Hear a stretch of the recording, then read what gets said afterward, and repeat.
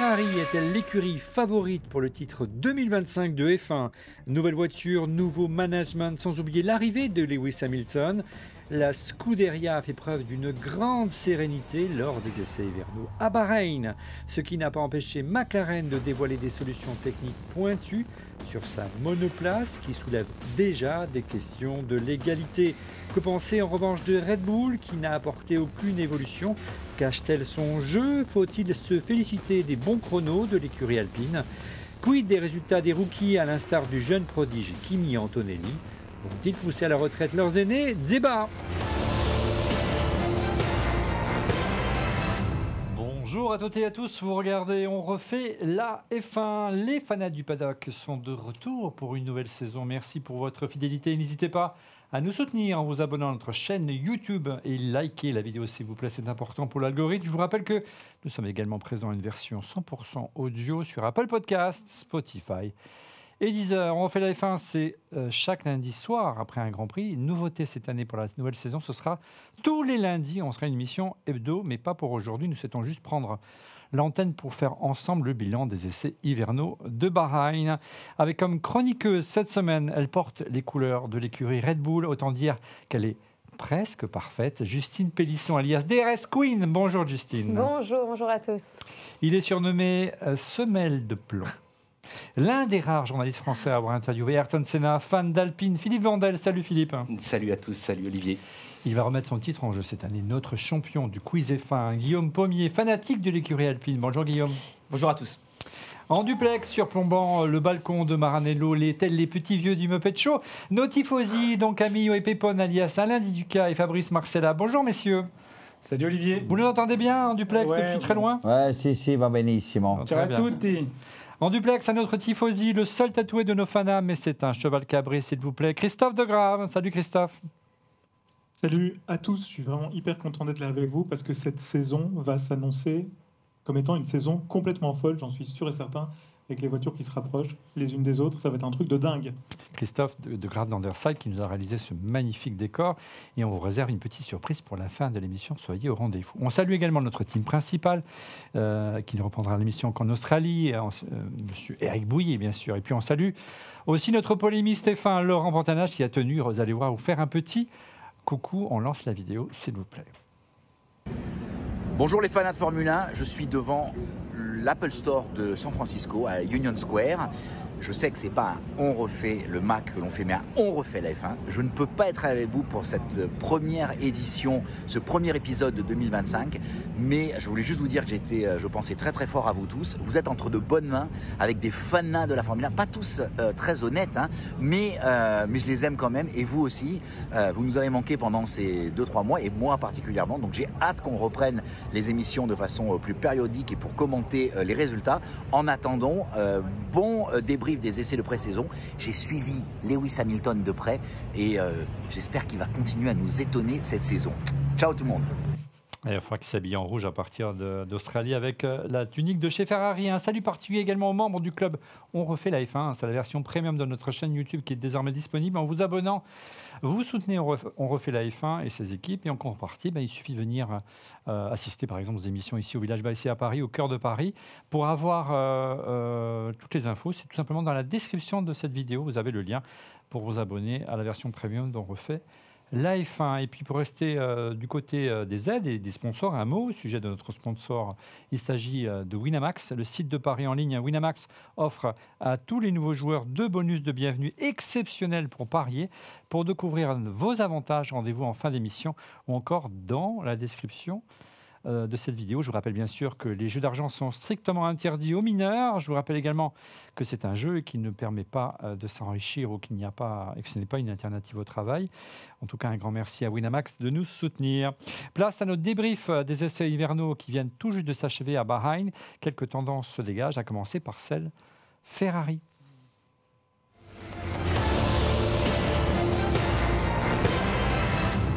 Allez, d'emblée, Hamilton, Ferrari, favori, meilleur temps des essais hivernaux lors de la seconde journée en matinée pour Hamilton avec un chrono d'une 29,319, 4 dixièmes d'avance sur la Mercedes de Russell. Les tifosi sont en extase comme son coéquipier Leclerc vendredi matin. Alors, je me tourne tout de suite vers les tifosi. C'est bon, hein, vous avez tiré le bon numéro cette année avec Hamilton ? Qui va ? Allez, vas-y. Allez, vas-y, allez, Pépone. Écoute, moi je trouve que c'est plutôt prometteur, c'est plutôt rassurant, d'autant plus que on a un super pilote qui nous rejoint avec une voiture qui a été transformée quasiment à 99%. Donc les deux me laissent l'espoir, en tout cas, d'entrevoir, j'espère cette année, une Ferrari championne du monde. Il n'a pas été avare de compliments. Ça fait longtemps qu'il disait qu'il ne se sentait pas aussi bien dans une voiture. Donc, Ami, en tout cas, il a suivi vraiment une préparation intensive. Pas seulement dans le simulateur. On a vu beaucoup d'essais en amont de ces essais hivernaux. Oui, tout à fait. Là, pour le coup, maintenant, il s'est adapté à ses nouveaux freins parce qu'il a eu un petit problème quand même en changeant de Carbone Industrie à Brembo. Mais bon, là, c'est déjà de l'histoire passée. Moi, je dirais que c'est plutôt bien, mais ce n'est pas les essais hivernaux pour moi qui font l'histoire. Je méfie toujours. Mais enfin, il vaut mieux être devant que derrière, comme Steak ou Haas. Et clairement, je dis aussi que ça va être une saison exceptionnelle parce que ça va se battre tout le temps et qu'avec l'évolution des voitures, on se rend bien compte que certains circuits conviendront mieux une fois, moins l'autre fois. Et donc, même au niveau des pronostics, ça va être assez sympa à chaque fois. Voilà. Christophe, quand on a passé autant de saisons chez Mercedes, c'est difficile de s'habituer à une nouvelle équipe. Il y a vraiment eu un gros effort de la part de la Scuderia pour familiariser Hamilton à son nouvel environnement, à l'équipe, à l'ingénieur, aux procédures, au volant. On a vu tout ça durant près d'un mois. Oui, effectivement. Et moi, j'étais très touché par sa première interview en tant que pilote Ferrari, parce qu'il partageait justement cette expérience d'être sorti de chez Mercedes, d'avoir gagné des années avec eux et puis d'avoir malheureusement perdu pendant quelques années. Et effectivement, il parlait du renouveau, de ce renouveau, du fait que tout le monde était vraiment cool chez Ferrari. Et puis surtout, il remontait une information qui est hyper importante, je pense, en tout cas dans ce milieu-là, c'est que globalement, il se disait, en fait, il y a des journées qui passaient, et puis on était tard le soir, on était en train de continuer à faire des hypothèses sur le véhicule, et personne ne regardait sa montre, personne ne voulait rentrer à la maison, et ça c'est quand même plutôt sympa. Je pense que ça pourrait vraiment, tu vois, quand tu travailles avec passion comme ça, en fait, ça ne peut créer que de belles choses. Comme les équipes dont refait la F1. Vasseur parlait même d'un enthousiasme de rookie chez Hamilton. Donc il apporte effectivement cette dynamique-là qui est sympa à voir vu de l'extérieur. Ceux qui ont critiqué l'arrivée d'Hamilton chez Ferrari, ça c'est sûr, vont recevoir une grosse claque.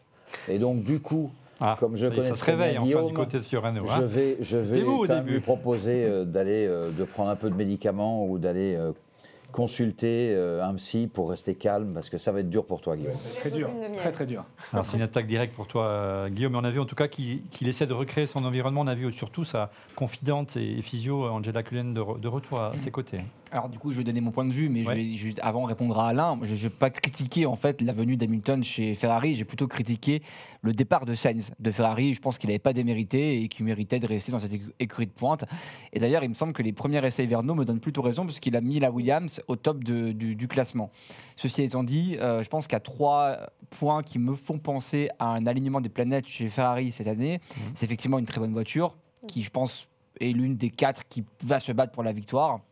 2, un énorme duo de pilotes, très talentueux, l'un des meilleurs. Et 3, cette fraîcheur. Donc on sent quelque chose qui se passe chez Ferrari. Maintenant, après, il y a, je pense, 2 choses qui peuvent les contraindre et qui, à mon avis, vont faire que ça va pas être facile pour eux. C'est 1, la concurrence énorme des 3 autres voitures, en particulier celle de McLaren, qui je pense est un peu devant. Et 2, c'est justement la bagarre potentielle entre Leclerc et Hamilton. J'en avais parlé en fin de saison dernière. Je pense que ça va se passer pas toujours très bien. Ils jouent aux échecs. Je pense que si la voiture est en capacité d'être championne du monde, il y aura rapidement des duel, voire des bagarres entre les deux, parce que les deux veulent gagner et que l'effet Vasseur ne va pas jouer jusqu'au bout. Philippe. Moi aussi, je suis sûr que Vasseur va arriver à les canaliser. Je pense que c'est aussi pour ça qu'il est là. Mais il y a un truc qui me fait plaisir. Tout ce qu'on vient de dire sur Ferrari, on n'a parlé que de Ferrari, mais tout le monde est content. Et ce début de saison, je le trouve hyper excitant. Moi, j'adore que maintenant les essais soient diffusés. Je regarde tout comme un imbécile du début à la fin. Et moi, je suis comme les gars chez Ferrari. Il se passe rien, mais je regarde pas ma montre. Ouais. Je me dis comme ça, il se passe ça. Mais ça me rappelle une phrase de Clémenceau qui disait « Le meilleur moment de l'amour, c'est quand on monte les escaliers ». Et là, ce qui est génial, c'est que toutes les écuries sont en train de monter les escaliers. Et donc, on est tous contents parce qu'on ne sait pas combien d'essence ils ont mis. Oui, Sainz, la Williams, elle va bien. Ça se trouve, ça va être catastrophique. Même Alpine est très content. Il dit « C'est bien mieux que l'année dernière ». Mais l'année dernière, il disait « C'est pas mal ». Donc, tout le monde ment. Et c'est ça qui est très, très, très excitant. Comment tu veux que j'enchaîne après ça? Eh bien, c'est ça le métier. Alors, merci Philippe.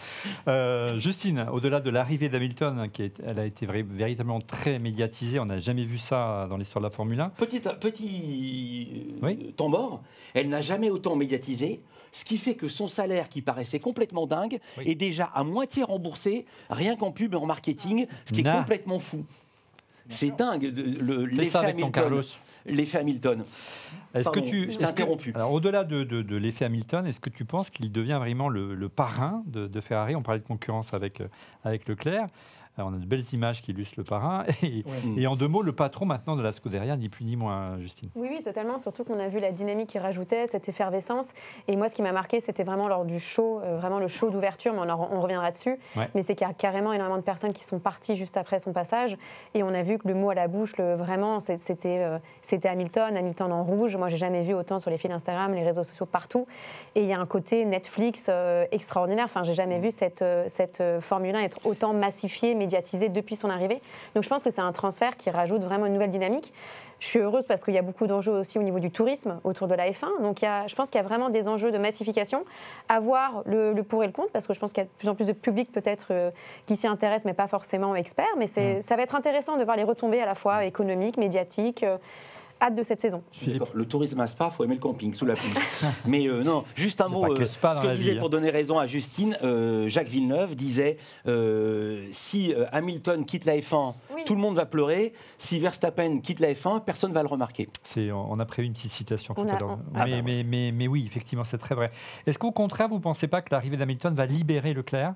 Il a dit d'emblée qu'il se mettait au service de l'écurie avant de penser à son rôle personnel. On va peut-être se tourner vers les tifosi. Est-ce que ça va être au contraire un joli passement de témoin entre le septuple champion du monde et un futur septuple champion du monde? On peut rêver pour Leclerc. Allez, tifosi, je crois que allez, allez, les Muppet Show. À chaque émission, c'est pas possible. Chaque émission, à chaque émission, je parle de mon admiration pour Fred Vasseur et je suis un inconditionnel de Fred. Je crois qu'il va les gérer, mais au mieux. Que Hamilton, contrairement à ce que certains croyaient, va vraiment péter le feu. Et pareil en ce qui concerne Charles, en fait. Ça va être une émulation gagnante. Ferrari, championne du monde, à coup sûr. Maintenant, ma casquette, elle ni 44 ni haute. Hein, donc Ferrari d'abord. Et puis un des deux pilotes champions du monde. Voilà. Ouais, tu affiches la couleur. 100% rouge. Alors Ferrari qui se positionne, tu l'as dit, en favori avec une nouvelle voiture. Fred Vasseur prend des risques cette année avec une voiture améliorée, une nouvelle voiture, une nouvelle suspension. Qui veut développer ce sujet? Peut-être Christophe en duplex. Vas-y, Christophe. Effectivement, une toute nouvelle voiture. D'ailleurs, Fred Vasseur annonçait que plus de 90% du véhicule avait été modifié. Même si ça ne se voit pas forcément toujours à l'extérieur, mais entre autres, cette fameuse suspension qui est maintenant une suspension attirant, comme pas mal de véhicules regarde. Voilà, comme pas mal de véhicules dans le passé, ce qui fait que quand effectivement il y a cet effet de freinage en fait où le poids est transféré vers l'avant, la suspension fonctionne un tout petit peu mieux et effectivement va avoir tendance à ce que le nez s'aplatisse un peu moins et que le transfert en fait de masse s'effectue correctement pour donner aux roues directrices en fait leur plein potentiel. Donc l'ingénieur qui parle, hein, vous avez vu comme c'est clair. C'est la solution de Red Bull. Ouais. Depuis des années. Ouais. Donc ils plafonnaient un petit peu en termes de progrès possible, donc ils sont obligés de changer de voie en clair. Donc il y a encore l'ambition, ils n'attendent pas 2026 pour être en champion du monde. Pour être champion du monde, le problème l'année dernière, les amis tifosi de Ferrari, c'était de pouvoir... c'est la gestion des pneus. Non, elle excellait en gestion des pneus l'année dernière. Elle était moins performante sur un tour. Ça peut régler le problème cette année, a priori, ce petite astuce technique qui n'est pas qu'une petite astuce d'ailleurs. Oui, en tout cas, c'est très clair. Et c'est très intéressant de voir cette progression. Et c'est l'année ou jamais, parce que l'année prochaine, tout est remis en cause. Donc, cette année, c'est l'année de consécration absolue et d'optimisation de la voiture, comme elle ne l'a jamais été jusqu'à présent. Ouais. C'est la 3e saison déjà pour Fred Vasseur, ici, les amis en plateau, au sein de la direction de Ferrari, qui a encore renforcé l'équipe technique. On voit qu'il peu à peu, Philippe, il avance ses pions avec détermination. Mais il n'y a pas un budget de cap, il va continuer jusqu'à quand?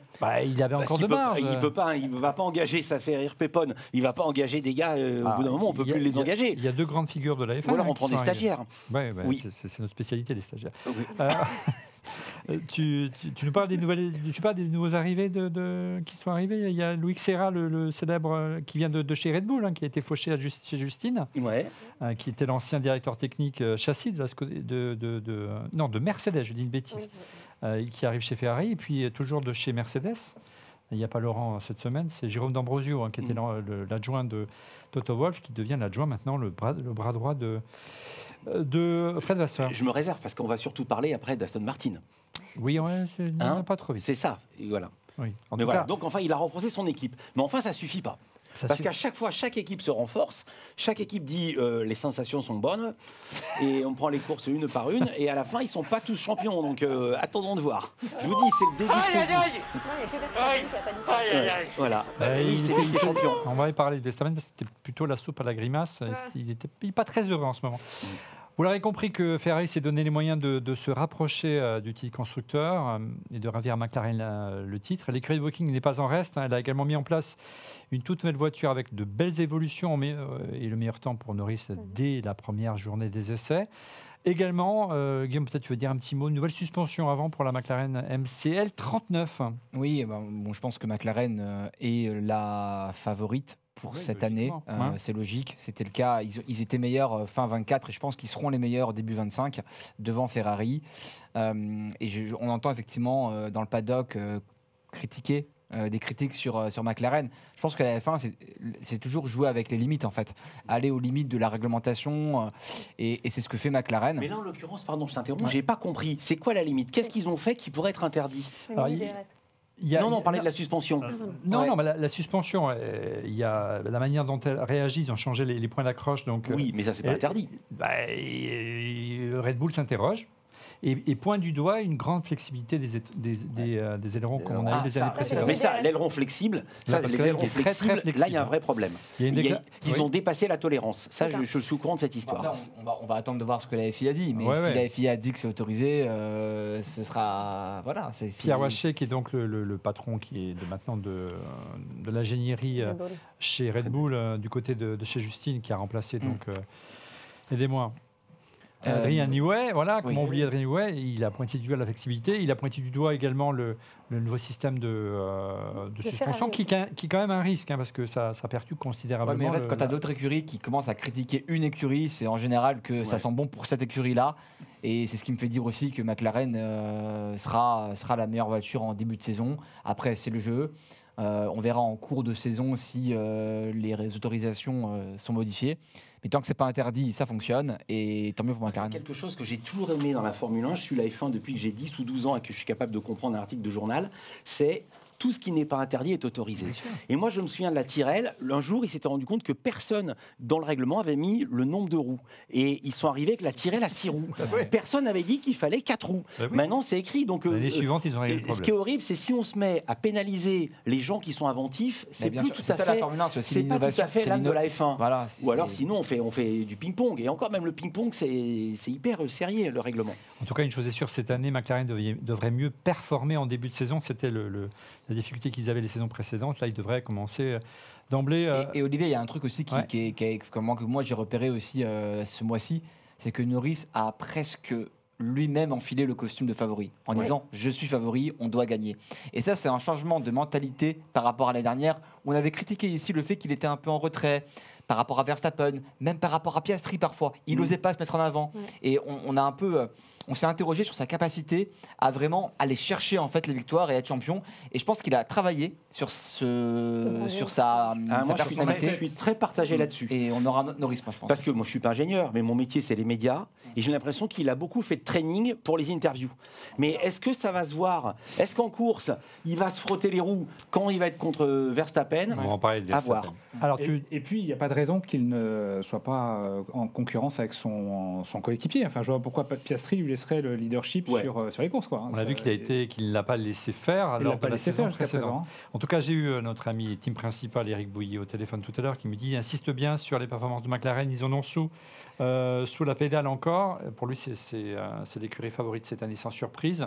Et qu'en rythme de course, ils sont bien jusqu'à 3 à 4 dixièmes plus rapides que le reste du plateau, selon Eric. On aura les réponses dès l'Australie dans un peu moins d'un mois, bien que ce soit un circuit atypique. L'autre écurie, je voulais, ça c'est parce que je suis un Alonso-zista de la dernière heure, une écurie qui a tout changé cette année encore une fois. Elle n'a pas sauf le Stroll. Sauf Alonso qui est le meilleur pilote du plateau. Aussi. C'est Aston Martin, tu en parlais à l'instant, Philippe. On pensait que l'écurie de Papa Stroll allait tout miser sur 2026 avec l'arrivée d'Adrian Newey. C'est vrai que le téléphone fonctionne malgré la période de jardinage. Ils ont tout changé cette année. Oui, mais il peut donner des indications, même s'il n'est pas dans l'usine. Non, mais apparemment, il y a des grosses évolutions. Je ne sais pas si tu as vu. J'ai vu, on attend de voir les temps. Mais en tout cas, ça me fait... les temps ne sont pas bons. Je trouve ça hyper excitant. Nouveaux ailerons, avant et arrière, nouveau ponton, nouveau capot moteur et nouveau plancher. Alors, je pense qu'ils seront loin en début de saison. Non, mais c'est un nouveau plancher qui ne marche pas. C'est comme si tu avais un vieux plancher. Non, mais tout est nouveau. Non, c'est pas parce que je suis fan de Aston que je dis ça, mais j'ai l'impression qu'ils sont dans la même situation et dans la même stratégie que McLaren l'année dernière, où il y a 2 ans, où ils étaient nulle part. Mais ils partent d'une nouvelle base où ils peuvent progresser. Ils étaient dans une impasse. Moi, je suis immense fan. Alors, je disais, moi, je suis fan d'Alpine, mais je suis un immense fan d'Adrian Newey. Donc, je pense qu'en 2026, ça va tout déchirer. Toi, tu penses qu'il faudra attendre 2026? Moi, je pense qu'avant, on va avoir déjà les premiers effets. Oui, mais moi, je mets une petite pièce sur des performances. Peut-être pas tout de suite, tu as raison, mais allez, à partir de la saison européenne, on va voir d'ici 4 ou 5 Grands Prix. Je pense que les Aston vont revenir. Mais comme j'ai l'impression que tous vont s'améliorer d'ici 4 ou 5 Grands Prix, c'est pour ça que j'attends de voir. Ils sont quand même assez impressionnants, Pépon. On a vu qu'ils mettent énormément d'argent, on a vu qu'ils ont des usines, ils ont certaines qui arrivent aujourd'hui, qui sont terminées, qui sont opérationnelles. Leur nouvelle soufflerie est opérationnelle également. On a vu arriver Andy Cowell, qui est l'ancien patron des moteurs chez Mercedes, qui a été à l'origine des succès de Mercedes et de la domination du moteur Mercedes pendant des années, qui est maintenant le patron d'Aston. Donc tout ça, en tout cas, le casting me semble très très bon. Il faut mettre beaucoup pour que notre ami Stroll devienne champion du monde. Donc voilà, c'est un peu ça le problème. Bon. Mais non, sincèrement, je les ai trouvés quand même...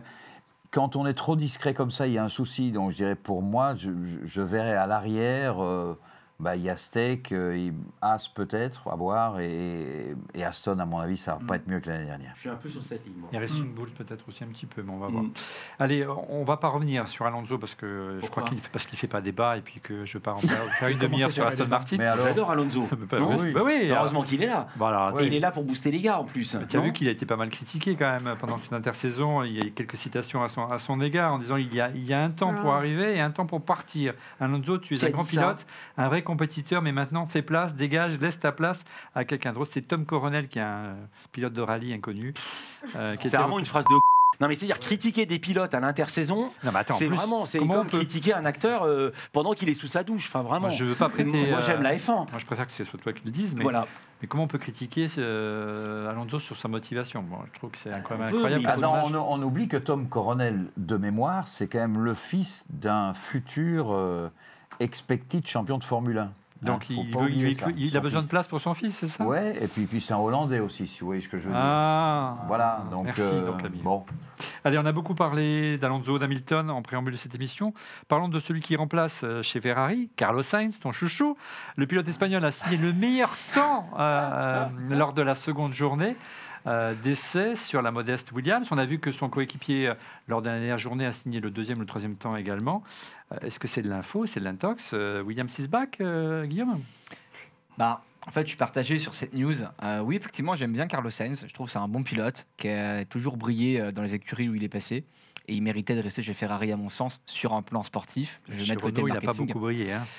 Il a brillé nulle part. Il a resté 2 ans partout. Chez Red Bull, il n'a pas beaucoup brillé non plus. Alors, vous allez prendre la stat, vous allez regarder, vous allez faire vos devoirs. Vous allez voir en fait le niveau des écuries au moment où il arrive et le niveau au moment où il repart. Ah, ça c'est vrai. Alors après, vous allez me dire qu'il n'y a peut-être pas de corrélation. Ça veut dire qu'il sait très bien choisir l'écurie où il va.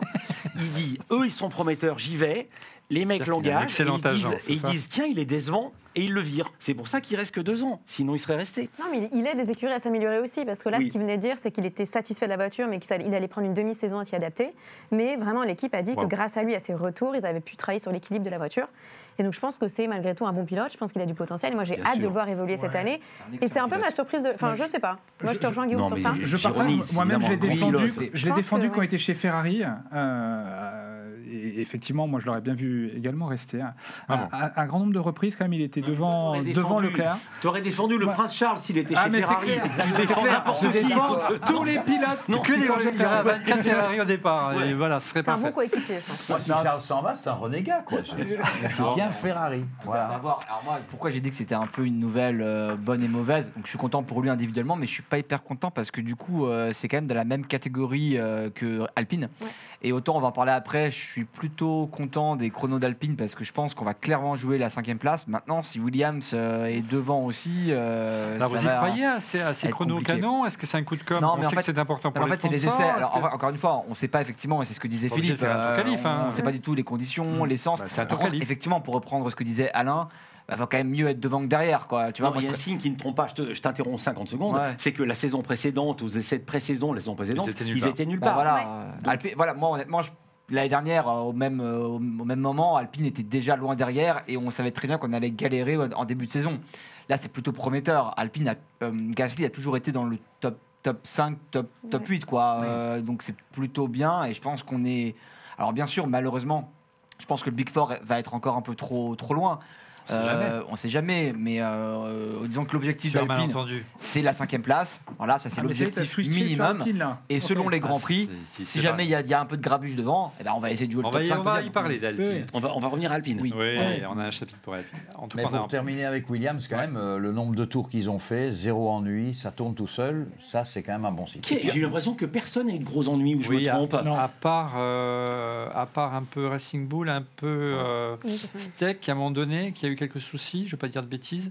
Et puis, il y a eu une sortie de piste. C'était Red Bull qui a eu quelques soucis aussi. Qui s'est arrêté un peu. Ce qui est intéressant aussi sur Williams, c'est quand même que Sainz, il arrive, nouvelle écurie, et c'est lui qui prend un peu le leadership par rapport à Albon. Il est vainqueur de Grand Prix. Il est une catégorie au-dessus d'Albon. Il y a une division d'écart. Vous savez quoi, les amis? Quand tu arrives comme ça, tu vois, c'est quand même pas évident. Vous savez quoi, les amis? On n'a pas parlé de Red Bull. Je propose qu'on y consacre un chapitre. Bien sûr, mais évidemment.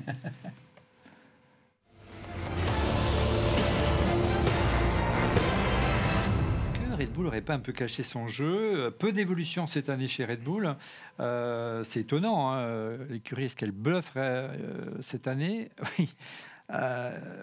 On sait que Pierre Vacher succède à Adrian Newey. Il a déclaré à Canal+, je cite, il y a l'équipe qui s'était efforcée à mieux comprendre la voiture de 2024 pour pouvoir mieux l'exploiter. En clair, on avait la meilleure voiture l'année dernière, pas besoin de progresser cette année.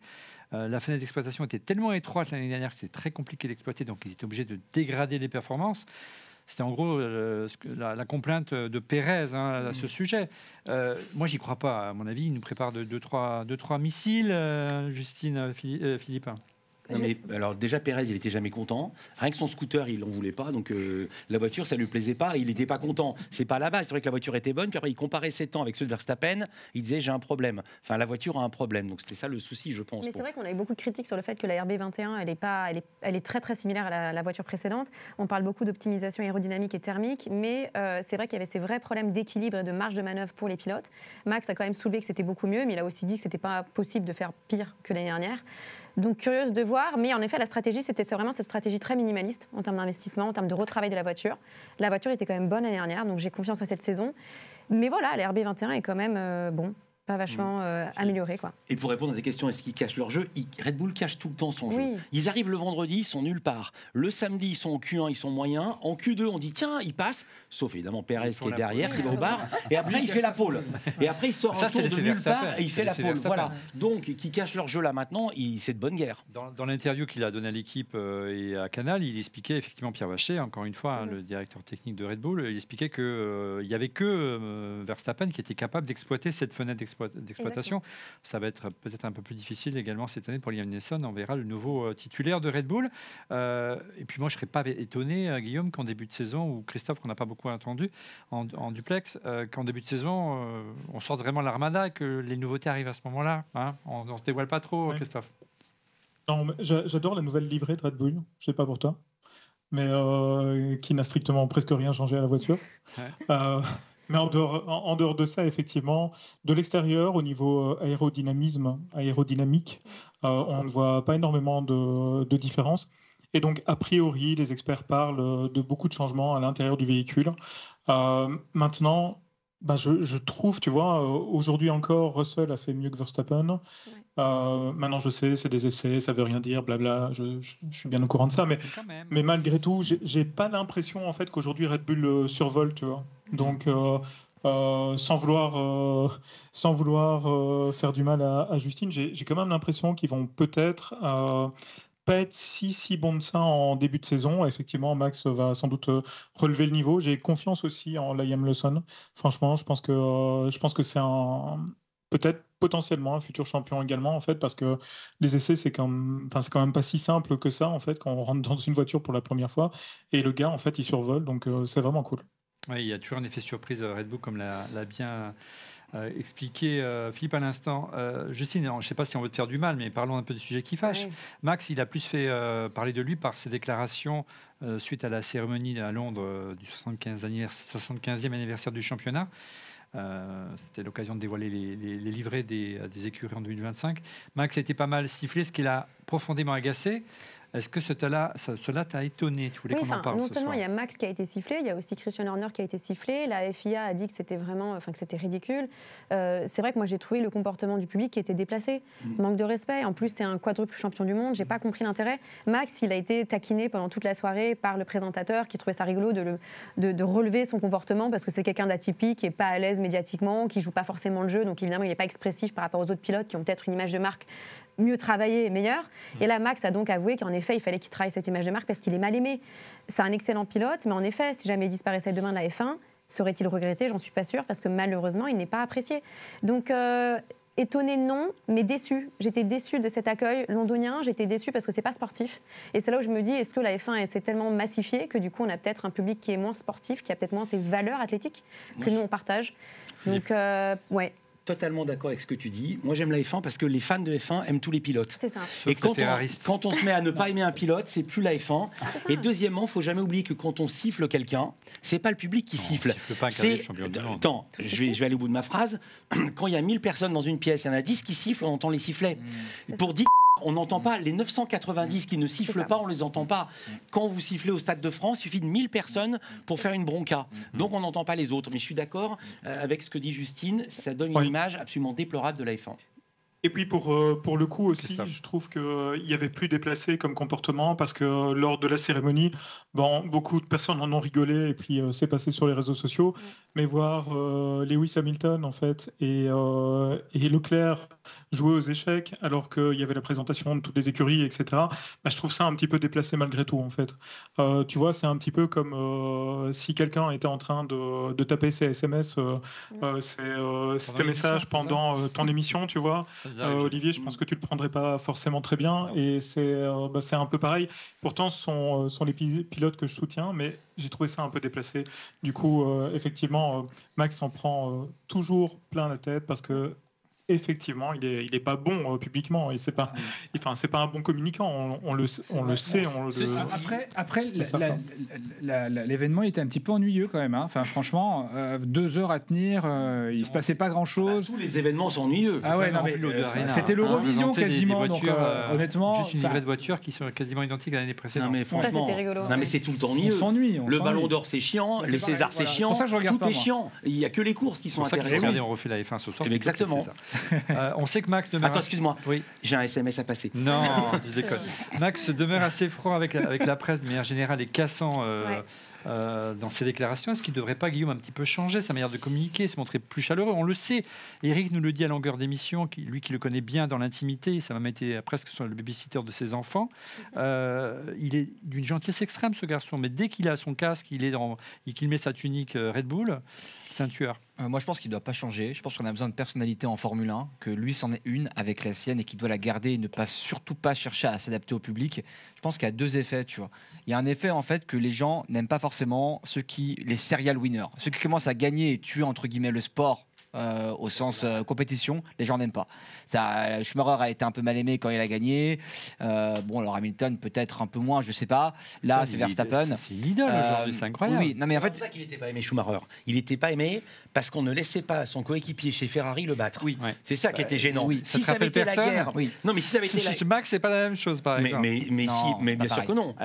Mais il avance pas, Pérez. Moi, j'aimais. Pardon, d'un mot. Moi, j'adorais la guerre qu'il avait à sa disposition. Non mais la guerre, quand même, je vous rappelle qu'Alain Prost, il a quitté McLaren avec le numéro 1 contre Ayrton Senna. La guerre Piquet-Mansell chez Williams, c'est absolument génial. Et il faut laisser les 2 pilotes se battre. Ok. Ouais.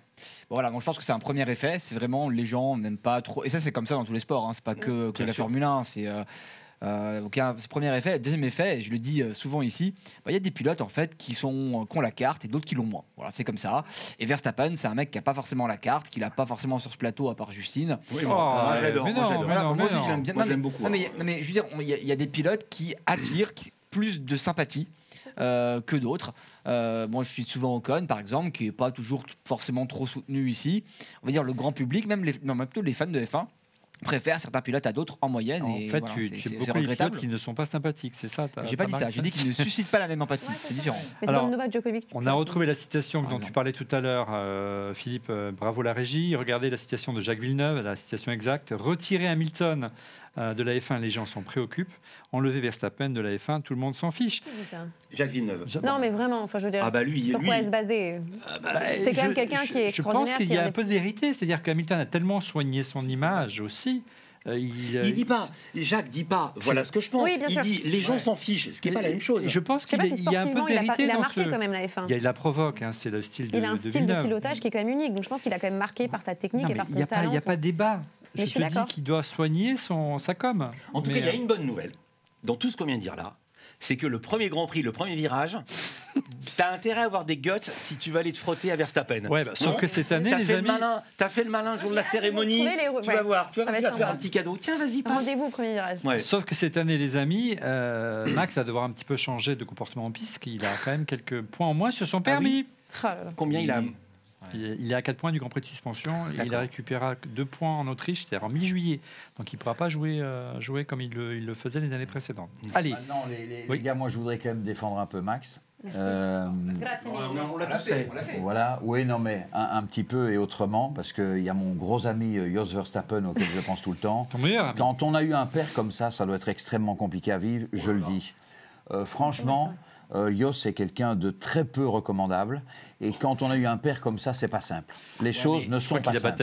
Est-ce qu'on peut juste dire Jos a matrixé son fils en disant ce qui compte, c'est de gagner.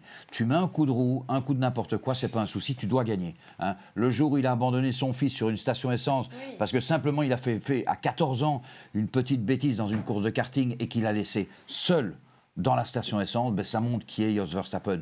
Voilà, je ne dis que des strictes vérités. Et pour Max, c'est pas simple. Donc, moi, je respecte Max parce que Max, il essaye chaque fois de faire le maximum et de tirer le maximum de sa voiture. Alors oui, parfois c'est un peu rude, mais moi, j'admire. Maintenant, je ne dis pas qu'en termes de sympathie, évidemment que Lewis est beaucoup plus sympa. Mais c'est comme ça et ça ne changera pas. Oui, voilà. Bon, bref. Et moi, je ne suis pas contre que Max Verstappen vienne chez Ferrari. Hein. Si Ferrari. J'ai toujours dit ça. J'ai toujours dit ça. Ah, génial. J'ai aucun problème avec ça. Pour répondre à Alain, c'est sans doute vrai ce qu'il raconte, mais peut-être que sans ça, il n'aurait pas comme fils un quadruple champion du monde. Donc ça l'a aussi forgé. Alors il y a des bons et des mauvais côtés. Aujourd'hui, on a des problèmes avec la justice, hein. Je te le dis. Mais il y en a eu d'ailleurs. Que ce soit vis-à-vis de ses compagnes, etc. Des coups de casque, etc. Je vais pas refaire le même truc à la première émission de l'année. Allez, madame, messieurs, assez parlé des écuries britanniques, on va parler d'Alpine. Ah, voilà. Ah.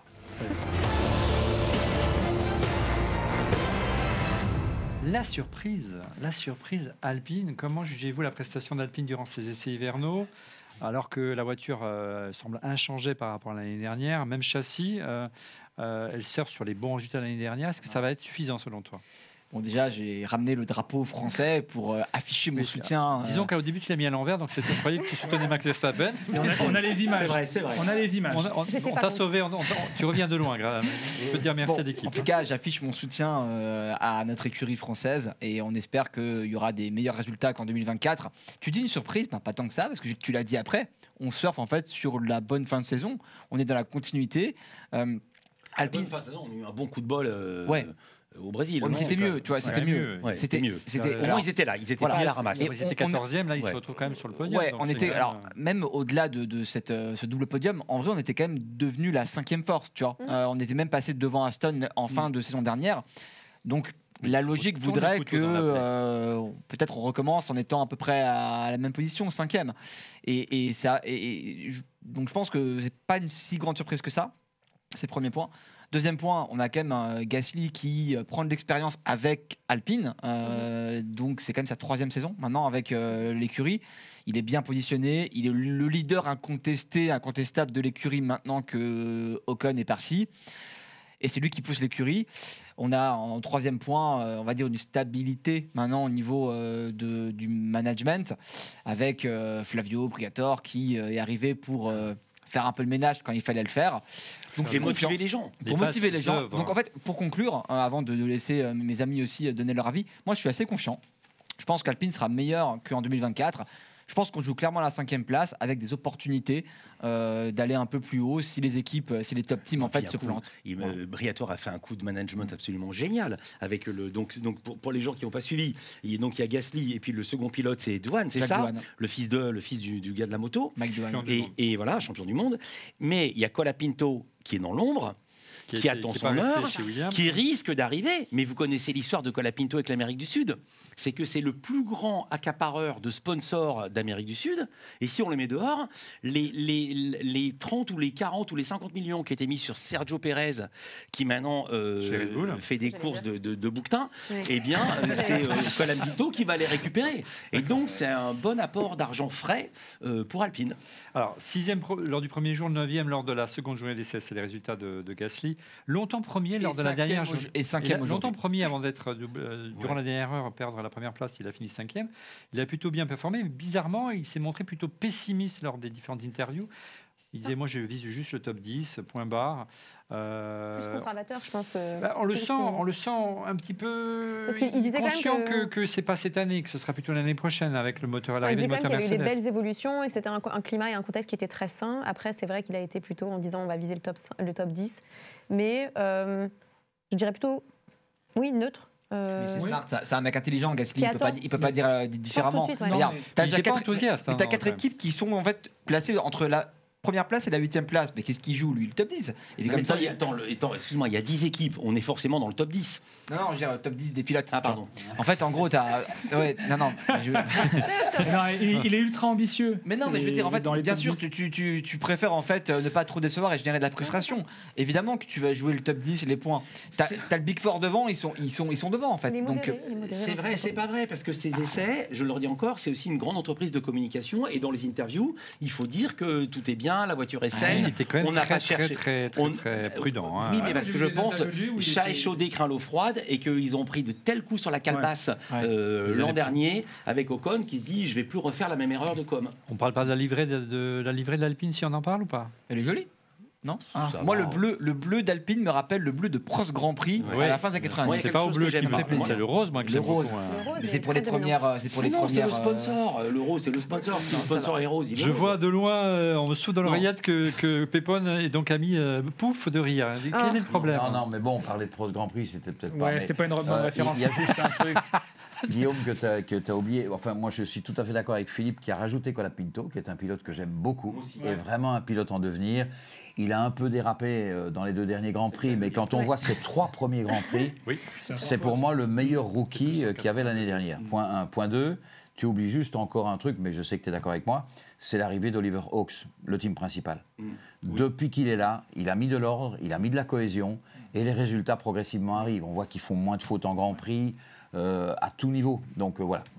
Alpine, oui, je pense que ça pourrait Un aller. petit intermède Vas-y. livré. Tu vas aller au petit coin? Non, du tout. J'ai un truc que je déteste, c'est toutes ces voitures noires. Je trouve que le règlement devrait imposer à ce que chaque voiture utilise, je dis n'importe quoi, 5 kg, 6 kg ou 7 kg de peinture Pour se démarquer. pour qu'elles aient chacune leur couleur. Fin du truc, j'en peux plus de voir ce carbone chez tout le monde. Bien, c'est une bonne idée en tout cas. Christophe, tu voulais rajouter quelque chose sur les livrets, non? Tu es rassasié? Non, pas sur les livrets. Ben, c'est vrai qu'il n'y a pas d'énormes modifications à part la RB qui est plutôt jolie même. Hein. Je pense qu'elle fait un peu l'unanimité. La blanche, elle est très belle, effectivement. La Racing Bull est vraiment très, très jolie. La Ferrari, ben, elle a quand même une bande blanche en plus, Ouais, ça, ce c'est qui est vraiment quand même pas dommage. mal. C'est très moche. Non, mais Il fallait pour mettre en revenir par contre... le logo du sponsor. Voilà. Oui, effectivement. Non, mais il fallait pour, le faire Pour en revenir transparent, par quoi. contre à Pierre Gasly, moi je pense que c'est vraiment un pilote qui mériterait plus et qui mériterait d'avoir. Alors là aussi, je vais sans doute faire mal un petit peu à notre ami, mais Guillaume, mais il mériterait d'avoir une voiture du top 4 parce que vraiment c'est un purée de pilote et je pense qu'il pourrait vraiment faire mal à plein de personnes en fait, à plein d'autres pilotes en fait sur la grille. Ouais, mais Gasly, ça quand vaudrait il la était peine face à de le voir dans Verstappen, une il n'a pas brillé. Il a eu sa chance, ils étaient Ah. ensemble et il s'est fait marcher Oui, dessus. Alors, je veux dire, J'aime oui, beaucoup bien Gasly, sûr, mais il s'est fait c'était marcher pas le dessus. même moment de. Tu vois, il y a des moments de vie pour tout, quoi. Tu vois, tu parlais de l'histoire de l'escalier. Je pense qu'il y a du temps pour chaque chose. Des fois on monte et des fois on descend Et, l'escalier, c'est bien le problème. Alors, du coup, Il y a du temps Christophe, pour chaque chose, et je pense que le Pierre Gasly d'aujourd'hui, c'est pas le Pierre Gasly d'il y a Il a quelques années. mérité quoi. quand même. Ouais, et Christophe, merci merci beaucoup. Et en fait, non, je suis content de ce que tu dis. Et d'ailleurs, pour ceux qui sont les habitués de Refait la F1, je pense qu'il y en a beaucoup et qui nous écoutent depuis plusieurs émissions. Depuis plusieurs années. Je n'ai pas arrêté de dire l'année dernière que Gasly avait un potentiel de champion du monde, qu'il optimisait toujours la voiture qu'il avait et que s'il avait une voiture pour être champion du monde, il le jouerait le titre. Oui, mais alors pourquoi il l'a pas fait quand Alors, il était face à Verstappen? ça c'est le premier Et point. Verstappen avait 17 ans. Attends, et deuxième point, Non, il était effectivement, un peu plus âgé à ce moment-là, mais- Gasly était, je pense, un peu jeune pour rentrer sur la Red Bull à l'époque. Il n'a pas eu beaucoup de temps. C'est difficile Et à franchement, c'est difficile d'être Il le a coéquipier eu- de Verstappen. il a eu Tout Marco- le monde s'est planté. Et tu Marco vois. l'a pas Il aidé. n'y a hein. pas eu beaucoup de pilotes qui ont su Marco être l'aimait son pas. coéquipier. Marco Et l'aimait voilà. pas. Marco, Mais oui, moi j'arrête pas de le dire. Marco, il J'arrête pas de le dire clairement. qu'il Il a pas donné c'est un sa super chance. pilote. Il n'a pas donné sa chance. Allez, tu parlais tout à l'heure de Colapinto, on va s'intéresser à présent à l'arrivée des nouveaux pilotes, les fameux rookies.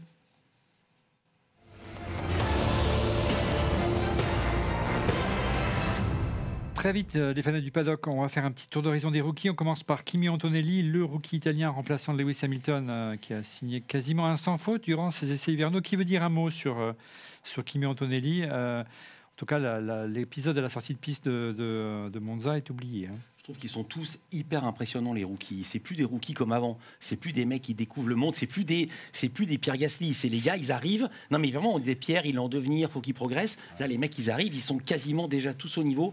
Le seul souci, ils ont tous un point commun.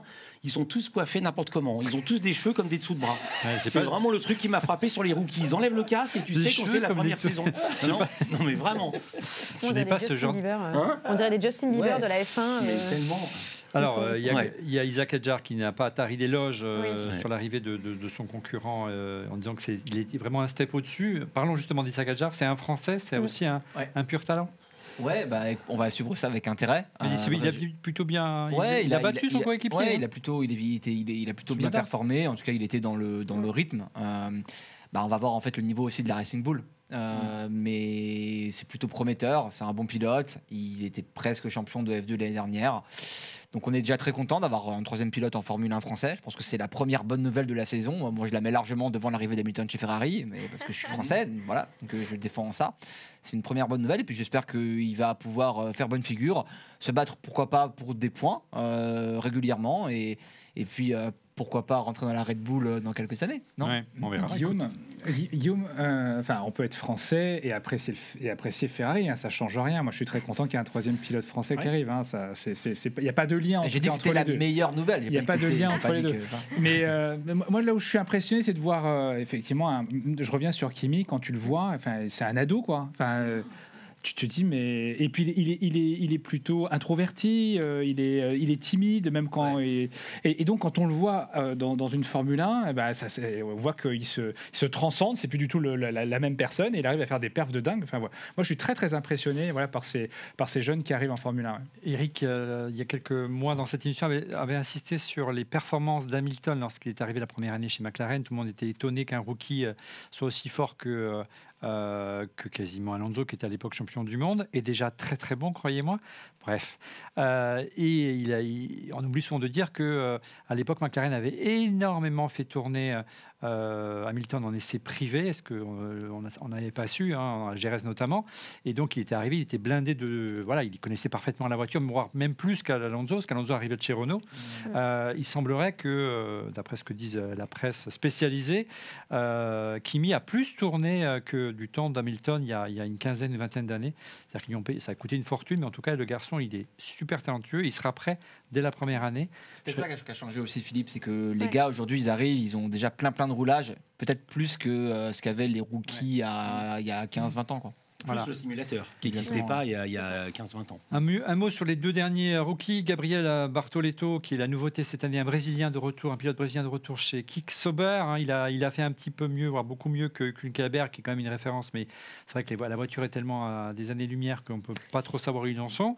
Et puis, la révélation de la saison l'année dernière, Olivier Berman, qui arrive chez Haas.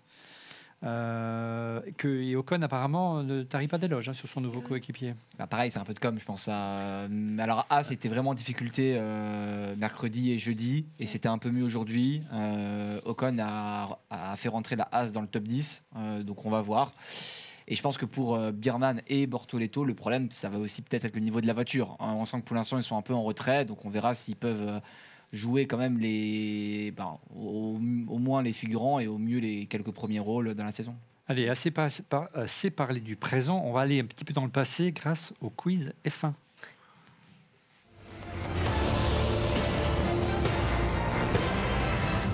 Est-ce que Guillaume va garder son titre cette saison? Premier quiz F1 de l'année, 4 questions, une réponse. Dès la première vous rapporte 4 points, 3 points pour la seconde, 2 points pour la troisième, et ainsi de suite. Si vous vous trompez, vous êtes éliminé, donc il faut vraiment répondre à bon escient. Est-ce que vous êtes prêts, madame, messieurs?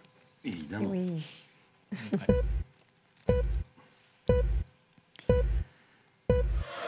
Un quiz 100% champion du monde. Ce ne sont que des champions du monde. Je suis un champion du monde de F1. J'ai remporté 4 titres de champion du monde. Alain Prost. Mais à chaque fois. Alors, qui a répondu le premier? Alors là, en régie? Est-ce que c'est Philippe ou est-ce que c'est Guillaume? C'est Philippe. Pour moi, c'est en même temps, les amis. Les deux sont éliminés. Je laisse pour Philippe. Allez, il va. Non, 4 chacun. Allez, 4 chacun. J'ai remporté 4 titres de champion du monde. J'ai remporté 51 Grands Prix. J'ai piloté pour McLaren, Renault, Williams et Ferrari. J'ai fêté mon 70e anniversaire cette semaine. Déjà joyeux anniversaire Prostichon, Alain Prost. On recommande la série sur Canal, qui était juste incroyable. Je suis un champion du monde. J'ai été viré de mon écurie l'année de mon titre. Alain Prost, il a été viré de chez McLaren l'année de son titre. Il est parti chez Ferrari avec le numéro 1.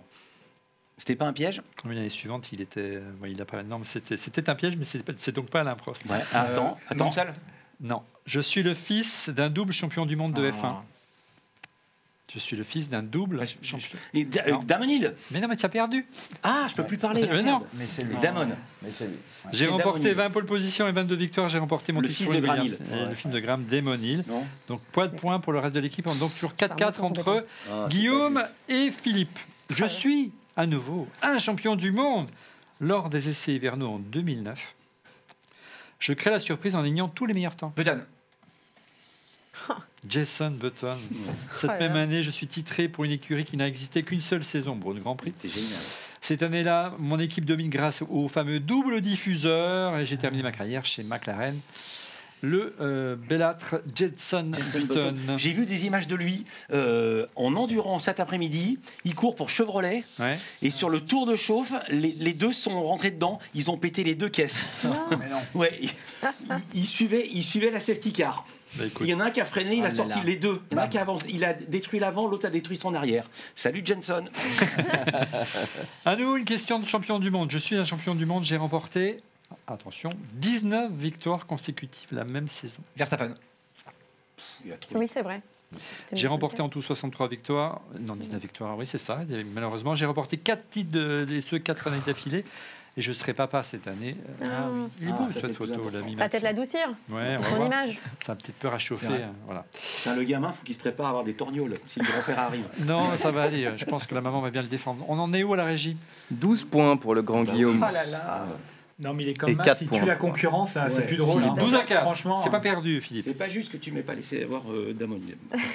Non, il faut répondre à bon escient. Ouais. Je suis un champion du monde à nouveau. Attention. Je suis connu pour mes réponses monosyllabiques. John Mansell. Bonne réponse. De donc Camille, Kimi Raikkonen, mon père a été champion. Non, pas du tout. Mon père, mais qu'est-ce que je Mais il a raconte? dit Hakkinen et pas Raikkonen. Oui, t'as dit Hakkinen. T'as dit quoi? J'ai dit Hakkinen. C'est Raikkonen. C'était Raikkonen. C'est Raikkonen. T'as dit Hakkinen? Et moi j'ai dit Mansell. Oui, punaise, ils m'ont eu là. C'est foutu. J'ai compris Konen, Raikkonen. C'était pas Tant pis. Donc on remet. En plus, j'avais sauté la question en régie, ne vous inquiétez pas, c'est la photo suivante. Je suis connu pour mes réponses monosyllabiques. Mon père a absolument pas été champion du monde, mais c'est pas la même chose. Je suis surtout le dernier pilote à avoir offert un titre à Ferrari et mon surnom est Iceman. Kimi. Allez, à nouveau un champion du monde, soyez attentifs. Donc à la régie, on revient à la question juste d'avant pour l'illustration. Je suis le dernier champion récent à ne pas être ni Vettel, ni Hamilton, ni Verstappen. Rosberg. Ah oui. Et oui, Nico oui, Rosberg, donc Camille revient du diable au vert. Mon père a été champion du monde. Oui, j'ai débuté chez Williams et j'ai mis fin à ma carrière immédiatement après mon titre. Et j'ai fait un selfie avec Guillaume Pommier. Tu es sûr que c'est pas Guillaume Pommier qui a fait un selfie? Donc c'est 12-4-4, c'est ça la régie? Exactement. Quel talent. Allez, dernière question pour l'honneur, mais Guillaume a encore gagné ce magnifique... Là, je laisse, je suis en voilà. Je vous laisse. Un champion du monde. J'ai débuté ma carrière, Christophe, on compte sur toi. J'ai débuté ma carrière chez Sauber. Champion du monde qui a débuté chez Sauber. Merde. J'ai été 4 fois champion. Vettel. Ouais. Tu as dit qu'il laissait, tu l'as laissé. Je le savais. Non, mais voilà, ça c'est. Voilà. Je suis assez naturel et Elle est où la générosité? C'est ça que doit apprendre Verstappen, doit apprendre aussi Guillaume Pommier. Il faut savoir partager. J'ai partagé mon image avec Nico Rosberg déjà. J'ai remporté 53 victoires, j'ai gagné tous mes titres pour Red Bull. Sébastien Vettel, bravo Guillaume Pommier, on peut l'applaudir parce que c'est quand même. Quelle culture F1. Bravo Monsieur Pommier, bravo encore une fois. Allez, on enchaîne. 2025 commence comme 2024 c'est terminé sur ça. Sur des chapeaux de roue, on enchaîne avec la Minute Insta.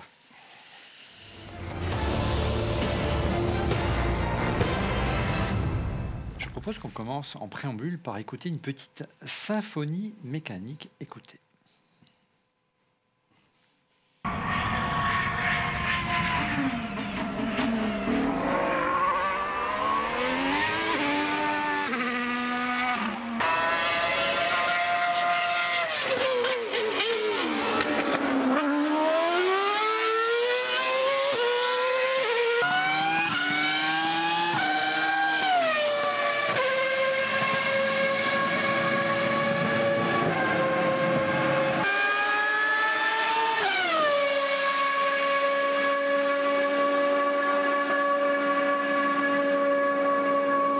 Le son mythique du V10 et du V12, j'ai les poils qui s'irissent. On en parle de la proposition, c'est pour ça qu'on propose cet extrait d'Instagram du président de la FIA, Mohamed Ben Sulayem, d'une volonté d'une nouvelle réglementation moteur d'ici 2030, on a encore le temps, avec le retour du moteur V10. Qu'est-ce que vous y croyez à l'heure de l'électrification tout azimut Moi, j'y crois. Moi, ce que j'adore, ma formation, c'est ingénieur du son. Ce que j'adore dans le son du V10, c'est que ça prenait des tours de ouf. Et même si on ne revient pas au V10, moi, je suis pour que ce soit libre. Moi, ce que j'adorais quand il y avait les V10, c'est que parfois, les mecs montaient tellement 20 000, 21 000, 22 000 que le moteur pétait. Mais le fait que le moteur pète, ça fait du suspense. Maintenant, ils sont tellement à l'économie. Il faut que le moteur il puisse tenir 4 saisons et faire les courses chez Auchan. C'est pas de la F1. Il faut laisser, la caméra de recul. Il faut laisser le régime moteur libre. Et là, vous allez retrouver le son du V10. C'est pas le V10 qui fait le son, c'est le régime moteur qui fait le son. Alors, est-ce que vous croyez, les amis, qui veut réagir au retour du V10, comme le souhaite le président de la FIA? Est-ce que ça va dans le sens de l'histoire? Moi, j'y crois peu, parce que le sens de l'histoire, c'est quand même l'électrification et la F1 doit, alors heureusement, malheureusement, je laisse les gens se faire leur avis, prendre en compte les préoccupations environnementales du grand public pour rester un sport populaire, notamment auprès des jeunes. Donc je pense que il y aurait le retour du V10. Il y aurait un carburant synthétique, précisons-le. Donc il serait vertueux en termes environnementaux. En termes d'oreilles, je ne suis pas certain. Le voisinage ne serait pas très content, mais c'est vrai que... Il faut voir combien de temps il faut pour faire passer une idée comme celle-là, et est-ce que Ben Sulayem sera encore là? Voilà. Bon. Mon souhait étant non, mais... Bon, j'ai bien aimé Gordon Ramsay d'ailleurs pendant le fameux show Formule 1. Ah ben là, il est rentré dans notre ami Ben Sulayem sérieusement à propos des règles un petit peu idiotes, imbéciles, on les appelle comme on veut, au cours de récré où on ne peut plus rien dire et franchement, il y a un moment, il faut qu'il arrête quoi. Ouais. On ne peut plus jurer. Ouais. Allez, une séquence spéciale Instagram jeux vidéo chère à notre ami Christophe Degrave. Regardez, c'est assez étonnant, c'est très drôle.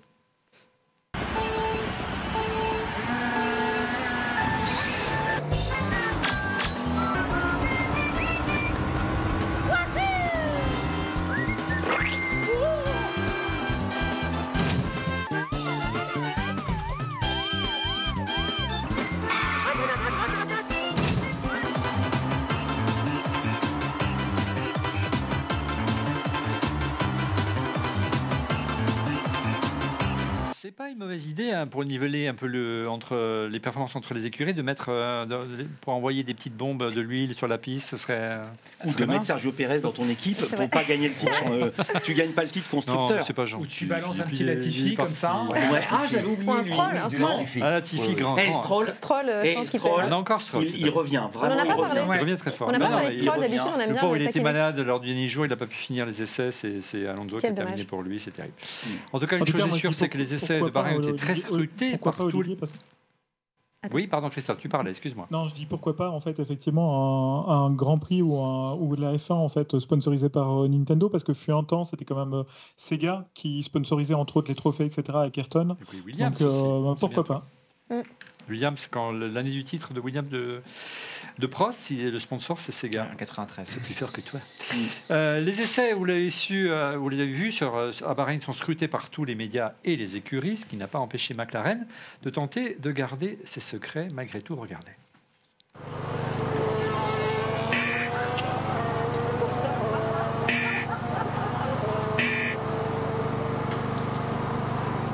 Sourire, donc c'est plutôt sympathique, mais c'est vrai que c'est bon. Voilà, les voitures sont tellement scrutées sur un tour en 4K avec toutes les caméras, c'est un petit peu ridicule. Allez, on passe à la dernière séquence de cette émission, à savoir les pronos pour déterminer quelle sera la prochaine écurie championne du monde. Ah, c'est écurie. C'est une question trop. Pour conclure les pronos avec notre partenaire principal de cette émission, Winamax, le site de paris en ligne vous offre à vous, tous les nouveaux joueurs, 2 bonus de bienvenue exceptionnels pour parier. D'abord, le bonus numéro 1. Winamax vous offre l'équivalent de votre premier dépôt en pari gratuit jusqu'à 100 €. Et puis, Winamax, pour le bonus numéro 2, vous offre 10 € supplémentaires en tapant le code promo ORL F1. Alors, comment ça marche? Il suffit de créer votre compte sur winamax.fr. Vous effectuez votre premier dépôt. Vous recevez immédiatement l'équivalent d'un montant du premier dépôt au pari gratuit, soit jusqu'à 100 €. Et puis, vous saisissez le code promo et vous avez donc 110 € sur votre compte. Et vous avez même 10 € supplémentaires, ça fera donc 120 €. Bref, c'est une bonne affaire, profitez-en. Je vous rappelle que les jeux d'argent sont strictement interdits aux mineurs. Je vous rappelle également que c'est un jeu qui ne permet pas de s'enrichir, qui n'est pas une alternative au travail. Un grand merci en tout cas à Winamax qui sponsorise ce contenu. Alors, quel est votre favori cette année après ces essais de Bahreïn pour le titre constructeur? Je précise. Constructeur, on va commencer avec le duplex en visio avec notre ami Christophe. Christophe, en toute humilité. Hein. Ferrari, évidemment. Toi, tu gardes Ferrari parce que je pense qu'ils vont avoir une bonne voiture, peut-être pas la plus forte, mais peut-être la seconde ou la deuxième plutôt plus forte de la grille. Et puis surtout, il y a 2 super pilotes qui devraient accumuler pas mal de points pour la Scuderia Ferrari. En duplex également, nos tifosi, on commence par donc Camille. Oui, je vais pas chercher le profit bêtement en misant 1 sur 40 qui sera Alpine. Donc oui, je pense que je vais faire 1 sur 1,5. 1 sur 1,5 Ferrari, oui, bien sûr. Sachant que vous pouvez sur Winamax parier aussi sur le titre constructeur ou le titre pilote. Pépon, et de votre côté? Écoute, après avoir mûrement réfléchi, je pense que cette année ou jamais, de toute façon, c'est bien Ferrari qui sera champion du monde. Sans surprise. Ouais. Bon, elle va être longue cette saison. En plateau, Guillaume. Alors moi j'adorerais parier sur la grosse cote alpine évidemment, comme dit Alain, mais on va rester réaliste. Oui. C'est McLaren qui sera champion du monde. Ouais, on peut espérer sur peut-être. Moi je pense que cette année il y aura vraiment un resserrement des forces. Et on a vu. De là avoir Alpine à champion du monde. Mais moi je veux bien, tu vois, je serais content. Là on perd en crédibilité. Si tout va bien, on devrait avoir pas mal comme l'an passé, pas mal de vainqueurs différents. C'est ça. Moi objectivement, je pense que ça va être Ferrari parce que les 4 top teams se tiennent, mais c'est le duo le plus solide de pilotes et Fred Vasseur. Donc pour moi c'est le trio le plus puissant Ferrari et avec la voiture la plus, enfin une des 4 qui est au niveau des 3 autres. Je mets aussi Magic Team. Voilà. Justine, DRS Queen. Je suis partagée parce que j'ai l'impression que toutes les mariées ont été bien maquillées pendant ces séances, ces 3 derniers jours. Donc c'est compliqué, mais je vais parier sur mon équipe Red Bull. Je pense que si Verstappen assure et que son coéquipier n'est pas trop mauvais, on peut prétendre à un beau championnat. Mais on ne sait jamais. Et puis la RB21 cache peut-être beaucoup de surprises. On y croit. Go Red Bull. Moi, j'y crois pas. Et pardon, j'y crois pas. Parce que la saison précédente, Verstappen a assuré et son coéquipier n'est pas trop mauvais. On a ironisé, mais il n'était pas non plus lamentable, Sergio Pérez. Mais c'est ce qui s'est passé et on voit que la régularité pour le titre constructeur prime sur la performance. Alors moi je crois que l'effet d'entraînement, on voit souvent en Ferrari, c'est freudien, en Formule 1, parce que je suis intoxiqué par tous ces Ferrari, ce mètre carré, j'en peux plus. Toi aussi tu t'y mets. Non, on voit très bien que généralement quand une écurie se met à gagner, il est très difficile de l'arrêter, donc je crois tout simplement à ce que McLaren continue sur sa lancée cette année tout simplement. J'aimerais bien, moi, bizarrement, que Red Bull gagne. Tu sais pourquoi ? Non. Parce que ça voudrait dire que Verstappen resterait chez Red Bull l'année prochaine et que Alonso aurait droit à une belle saison 2026. Voilà, parce que on parle beaucoup de l'arrivée de Verstappen chez Aston. Ça va être génial.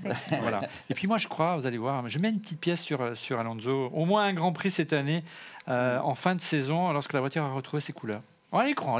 Voilà, c'est la fin d'On refait la F1. Merci d'avoir suivi. Les amis, on se retrouve le 17 mars prochain, au lendemain du Grand Prix d'Australie, avec toute l'équipe au complet et des surprises. Première surprise, on vous retrouve désormais tous les lundis pendant la saison de F1 et pas seulement après un Grand Prix.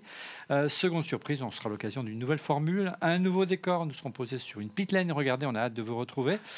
Et merci aux équipes d'Underside pour ce magnifique décor. On se retrouve donc le 17 mars. Et pour être prévenu en temps réel de la mise en ligne de l'émission, je vous invite à vous abonner bien sûr à notre chaîne YouTube On refait la F1 en cliquant sur le petit bouton et n'oubliez pas également de cliquer sur le petit pouce. Merci Guillaume, merci Philippe, merci Justine, merci les tifosi, Christophe, Pépon et donc Camille. On se retrouve merci à tous dans un mois. Ciao. Salut.